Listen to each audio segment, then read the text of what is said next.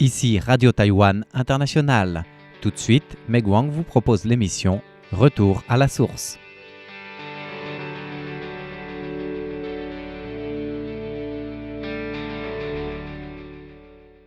Bonjour à tous. Vers la mi-octobre, Greenpeace a émis une alerte sur la diminution drastique des coraux et du poisson à Xiaoliuqiu, une petite île touristique située dans les eaux au sud de Taïwan, réputée pour ses ressources marines.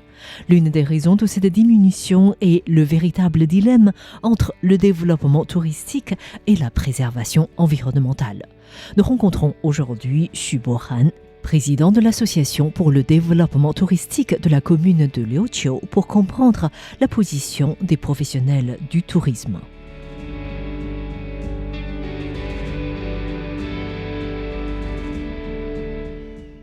Xiaoliuqiu, aussi connu sous le nom de l'île Lambai, se situe à 15 km à l'ouest de Donggang, dans le comté de Pingtung, dans l'extrême sud de Taïwan. Elle est la seule île de récif corallien parmi toutes les îles périphériques de Taïwan. Cette île de moins de 7 km doit accueillir plus de 2 millions de touristes par an de nos jours. Cette fréquentation touristique pèse directement sur l'environnement, même si le développement touristique n'a commencé que tardivement sur cette île, comme nous l'explique Xu Bohan, président de l'Association pour le développement touristique de la commune de Liuqiu. Il y a 15 voire 20 ans, la plupart des personnes, y compris les Taïwanais, ne connaissaient pas vraiment Xiaoliuqiu.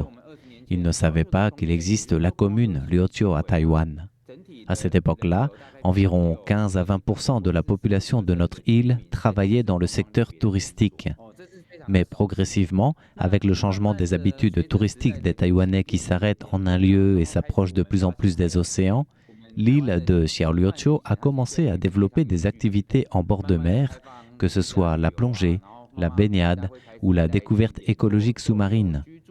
S'ajoute à ceci l'interdiction d'installation des filets de pêche en 2013, qui a favorisé l'écologie marine de la région. Et une star touristique est née ici, c'est la tortue de mer. Selon les données, en 2009, l'île de Xiaoliuqiu accueillait environ 100 000 touristes par an. Ce nombre a dépassé le million en 2017 et le Covid-19, qui avait freiné le tourisme dans un premier temps, s'est ensuite traduit par une hausse de fréquentation des touristes locaux. En 2022, cette île de 7 km à peine a accueilli plus de 2 500 000 touristes. Cette fréquentation qui se traduit par des intérêts économiques a pourtant un coût et les professionnels du tourisme en sont conscients, selon Xu Bohan. Il y a 6 ou 7 ans, lorsque le tourisme a commencé à se développer ici, nous avons tous constaté que les ressources pouvaient être insuffisantes à Xiaoliuqiu, que ce soit les ressources en eau ou le traitement des déchets. Ainsi, nous avons construit des réservoirs d'eau. L'incinérateur de l'île a déjà dépassé sa durée de vie prévue. Tous les déchets produits sur l'île sont livrés sur l'île principale de Taïwan pour y être traités. Nous avons commencé à développer le concept de voyage sans générer de déchets plastiques, à commencer par les chambres d'hôtes, en les encourageant à ne pas fournir de produits à usage unique comme les bouteilles d'eau minérale ou les brosses à dents. Nous organisons également des activités de nettoyage des plages. Et les autorités ont aussi installé 4 stations de traitement des eaux usées. Nous arrivons progressivement à ce que la nature se reprenne. Seulement, c'est plus lent que prévu.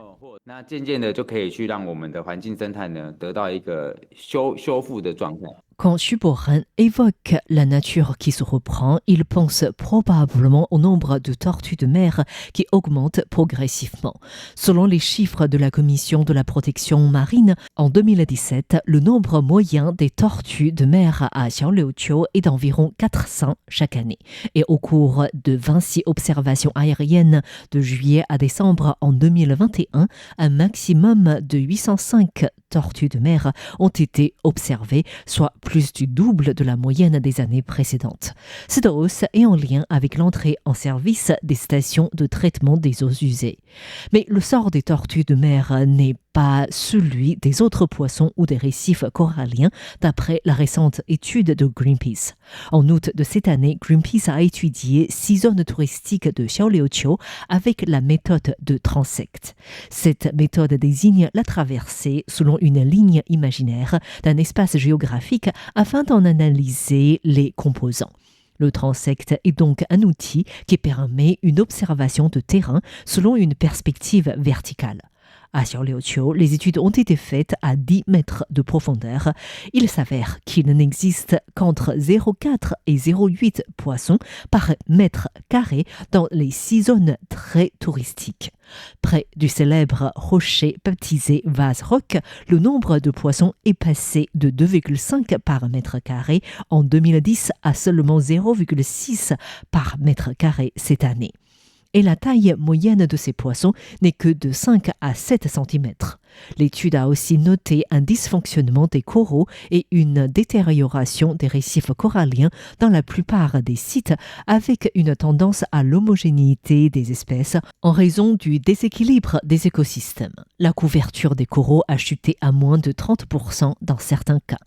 Les avertissements de Greenpeace qui s'appuient sur des données scientifiques ne sont pas nouveaux pour les professionnels du tourisme de Xiaoliuqiu.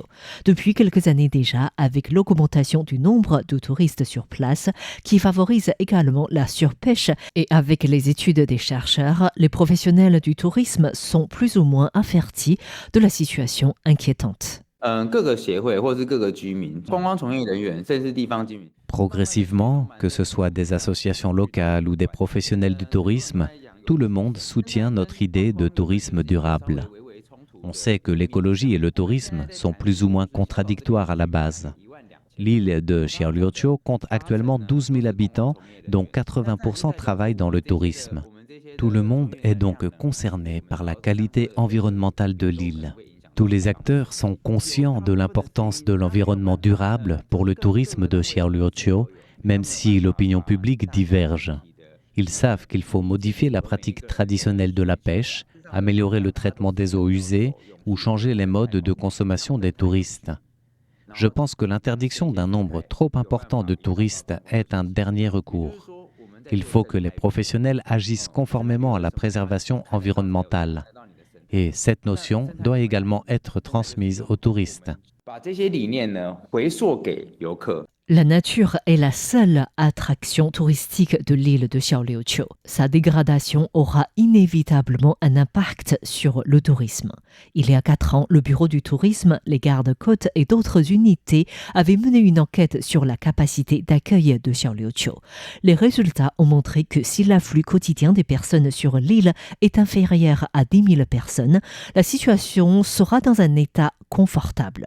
Et si le nombre varie de 10 000 à 15 000, il est recommandé de procéder à une gestion des flux touristiques. Et si le nombre dépasse 15 000, le contrôle devra être renforcé. D'après les chiffres de cet été, le nombre de touristes journaliers est de 13 000 environ.